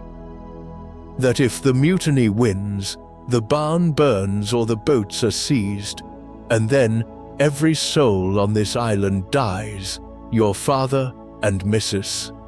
Locke and the children and Glass's family and the sailors themselves, all of them, for the want of a line that held. The men holding the rope aren't cruel for sport. They're terrified and trying to keep 80 people alive, and this is the only tool the world ever gave them for it. And the other part of you, the part that washed up on Inaccessible, certain that rank was clean and natural and right, that's been coming apart all these months, watching your father ask and not be obeyed, that part is screaming, quietly, that this is a starving man tied to a post, being beaten near to death by other starving men, over a locked barn of potatoes at the bottom of the world, and that there is nothing in it that a person should ever have to call right. Both are true. That's the vertigo of it. They won't lie down together. And the boy you are stands in that crowd, feeling the floor of the world, already cracked by the wreck, already shifting under your father's failing word. Tilt clean away, because you've just learned the thing nobody warns you about, that there are places a person can be brought to where there is no right answer left, only a choice of wrongs, and you have to choose anyway, and live in the choosing. The discipline you were raised to trust and the cruelty you were raised to abhor turn out here to be the same act. And you are on the side that did it. It settles into you, not as guilt exactly, because what could you have done, but as knowledge, the heavy kind that ages a person past their years in a single afternoon. There's one more thing, and I tell it low, because it's the kind of thing that got whispered and never quite said. Some held that Fowler's was the worst of the lot for a reason, beyond the mutiny, that he'd been seen near the women's quarters, near Mrs. Painter's tent, with something darker than hunger about him, some worse motive than bread. It's never spoken plainly. It hangs over the whole business like the smell of the sea, a menace nobody names, and maybe it's true, and maybe it's the kind of thing frightened people tell themselves to make a hard act sit easier. You can't know. You only know it's there, under the count and the cursing, one more shadow in a thing already made of shadows. And the man called White, one of the two let down at half, a sailor flogged here on this black beach for rising against the people who held the food. And there's more to him than the rope and the count. Because, For all that he stood in the mutiny, you've seen another side of the man in the long grey months. A roughness that turned gentle in a particular direction, a decency he never made a show of. There's a young woman in the camp, Mrs. Locke's maid, Peggy, her name is. A quiet soul who's carried more than her share of the cold and the fear without a word.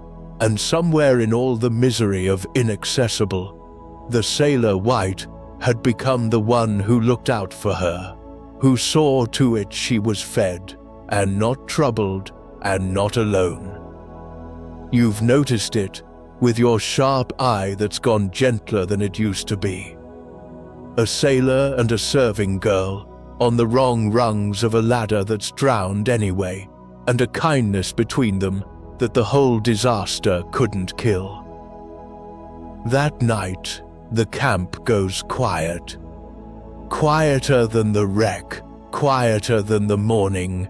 The boat didn't come back.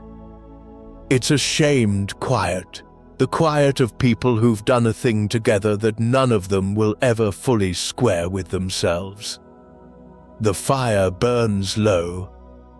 The sea works at the black sand. Fowler is shut up alone somewhere with his ruined back, and the boatswain who flogged him sits apart with his own kind of wound. And your father is older than he was this morning, and so are you. And out beyond the surf, 20 miles back the way you came, the rock called Inaccessible sits empty at last, keeping its penguins, keeping its cliffs, the cold black wall that started all of this and has finally, after 4 months, let you go, only to set you down here, in a warm and crowded and starving place, where you've learned the last thing the boy in the good coat never dreamed he'd have to know. That sometimes there is no right side. There's only the morning after and the work of carrying what you saw.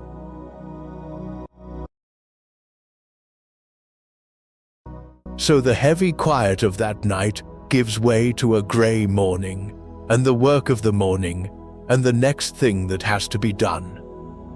And the strange truth of where you are now, on the black beach beneath Glasses Mountain, is that the worst is behind you.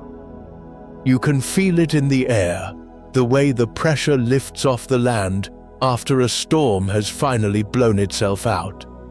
The mutiny broke something, and something let go. Because the famine doesn't last forever. The southern summer comes on, slow and reluctant, but it comes, and even a poor Tristan summer is a kinder thing than a Tristan winter. The days lengthen, the gales come less often, Glasses potato ground gives again, and the bottom of the barn stops being the only thing anyone can think about. And when a man isn't starving, he finds he has room in himself again for the small decencies that hunger had crowded out.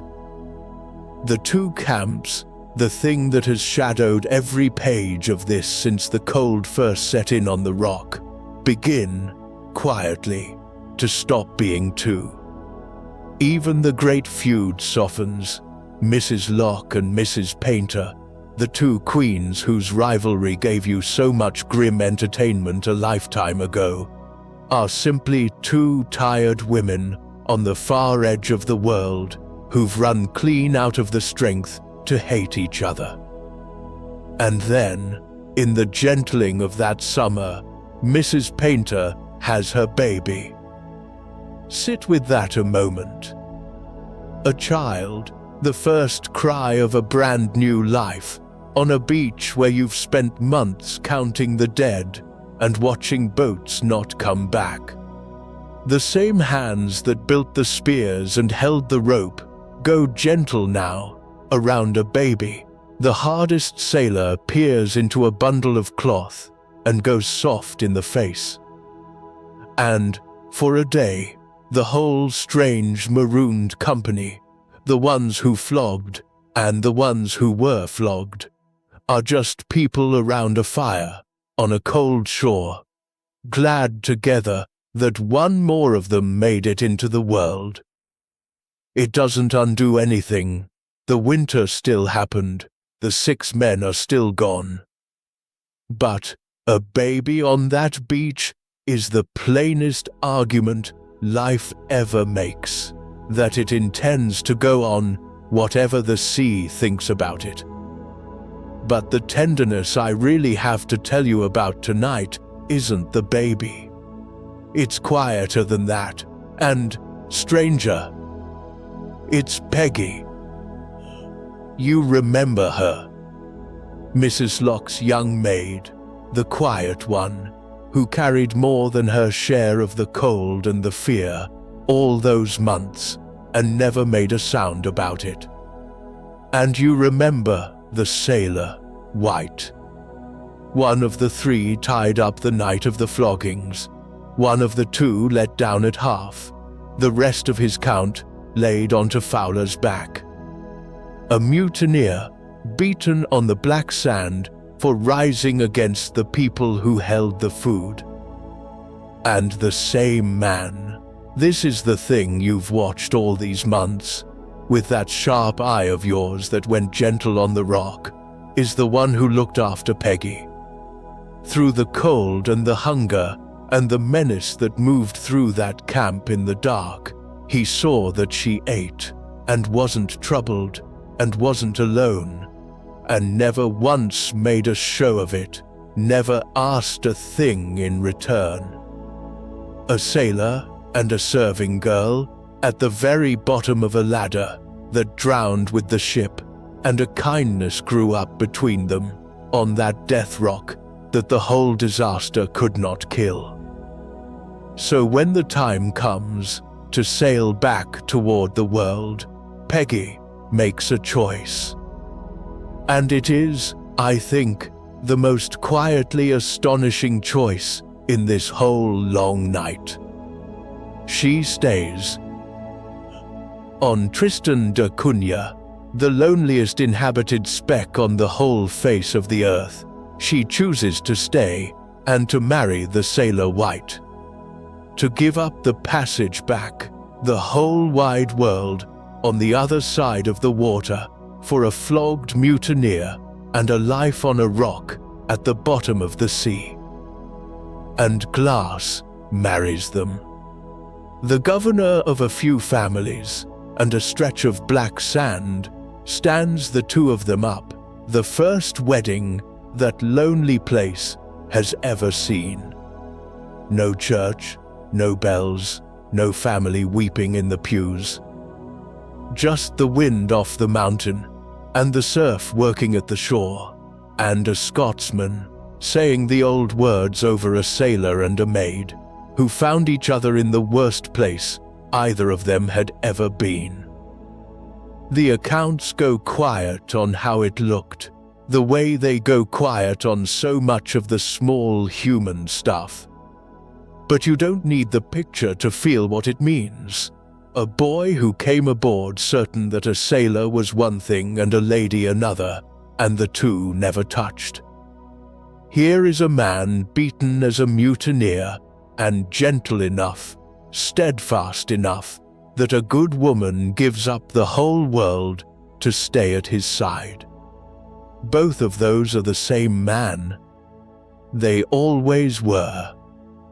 The rope and the tenderness, all of it in one human being, and the only thing that ever decided which one you saw was how hungry and cold the world had left him. You're 17, and the words for it aren't quite in you yet.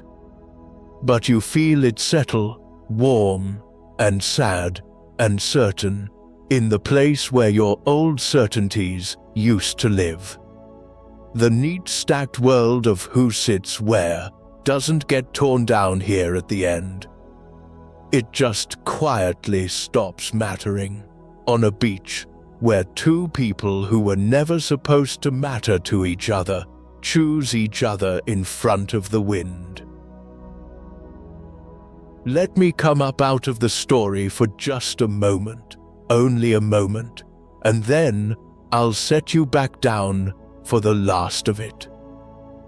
If this long journey has kept you company tonight, if my voice and this old faraway story have been a hand to hold in the dark for a few hours, then I'd ask you one small kindness before we drift on toward the end.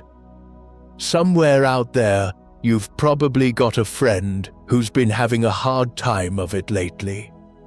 Someone who lies down at night and can't quite get the world to go quiet.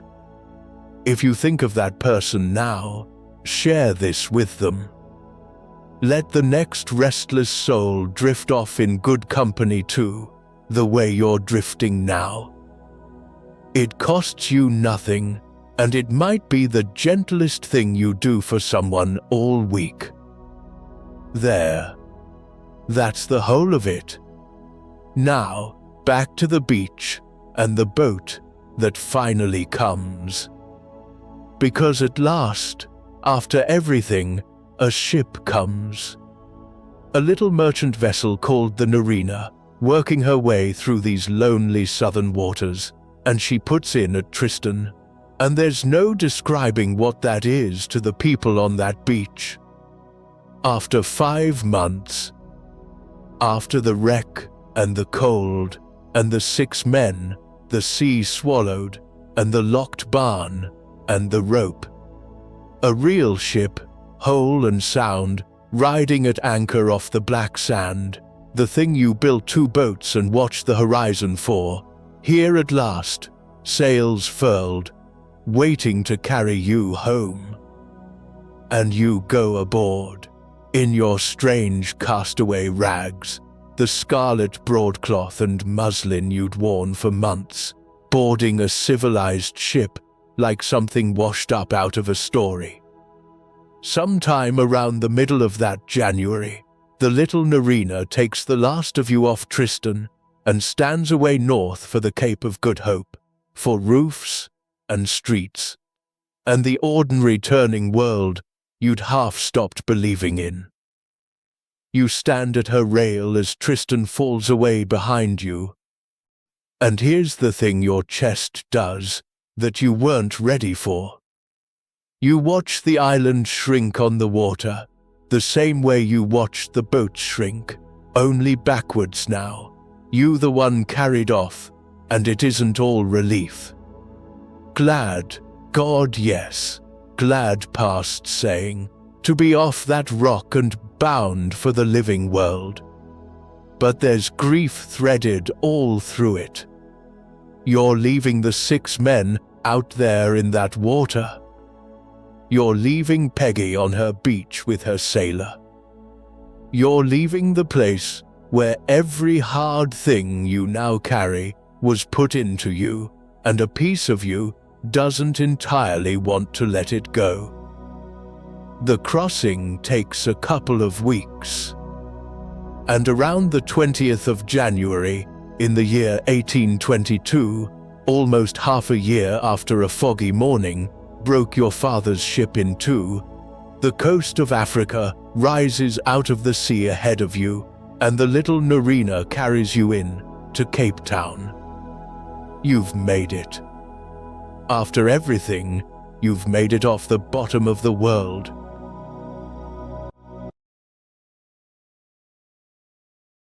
And then, very gently, the story begins to let you go.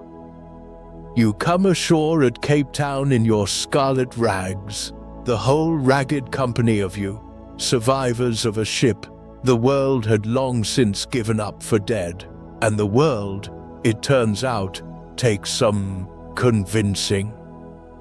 There's a story that's come down to us, and I love it for how human it is, that when the survivors first sought a room, the door of the hotel was shut in their faces, because the Blendon Hall had been written off as lost months ago, and here was a crowd of sunburnt scarecrows in cargo cloth, claiming to be her passengers.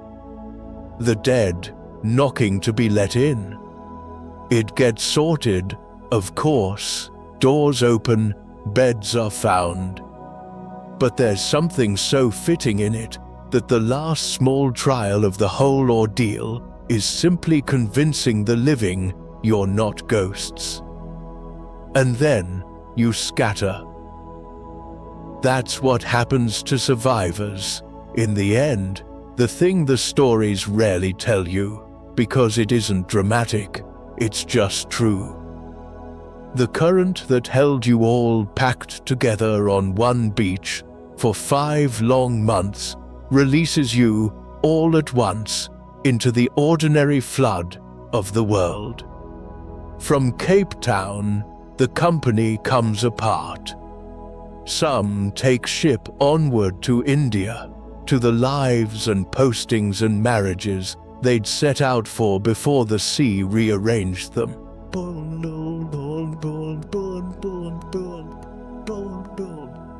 Some turn back for England. Your father, Captain Grieg, who came off that rock with the better part of his company still alive, goes too into the same quiet. Mrs. Locke and her children and her niece, the painters, and their new baby, named for the little ship that saved them, they go their ways, and one by one they walk off the edge of the record. Not dead, just gone, back into the great unwritten ordinariness of days that no one thought to set down. And here is the strangest part, the part I can't quite get over, sitting here in the dark with you. Even you, even the boy. You, Alexander, the sharp-eyed captain's son, who saw all of it and felt all of it, vanish too. You step off that brig at the Cape, and the record of your life simply goes quiet, almost completely. Where you went, what you became, whether you ever did get to India and put on the uniform, who you loved, when you died, the world didn't keep it. The boy who lived through one of the strangest survival stories the sea ever wrote, walked off and left barely a footprint. Except for one thing. One. Because you wrote it down. All of it, the wreck and the cliffs and the penguins like sheets of snow, the 2 camps and the cudgels, the boat that shrank and never came back, the rope on the black sand. Peggy, choosing her sailor, you kept it. On the island, with the world gone, and the ship in splinters, and no proper ink in all that wilderness, you kept a journal anyway. You wrote with what the island gave you, with the blood of a penguin, in the margins of a few old newspapers that had washed ashore with the wreck. A boy hunched over a salvaged scrap of the Times, writing the story of his own survival in the blood of the bird that was keeping him alive. And, decades on, an old man now, far away across an ocean, you set it all down properly at last, and let the world read it. That's why you and I are here tonight. The boy vanished. The story didn't. And the island? The island keeps almost nothing of you. That's the last quiet turn of the whole thing, and it's the gentlest. You leave, and Inaccessible closes over the place where you lived, the way the sea closed over the boat, without a ripple, entirely unbothered that you were ever there. The fire you guarded so fiercely goes cold. The shelters fall and rot into the tussock. The black beach forgets the shape of 82 desperate people, and the penguins come back the next season, and the season after that, braying and bickering and laying their eggs like snow, exactly as they did before, a ship full of strangers ever washed up needing them. And no one comes to live there. Not after you. Not ever, really, right down to this very night. The cliffs that trapped you still stand, still sheer, still wreathed in cold cloud, and they still do the one thing they were named for. They keep almost everyone out. The kelp still snares the boats, the surf still guards the shore. An island called Inaccessible has spent the 200 years since your wreck being exactly what its name says, a place you cannot get into. But here's the turn. Here's the slow, soft, final irony, the one the whole long night has been quietly carrying toward.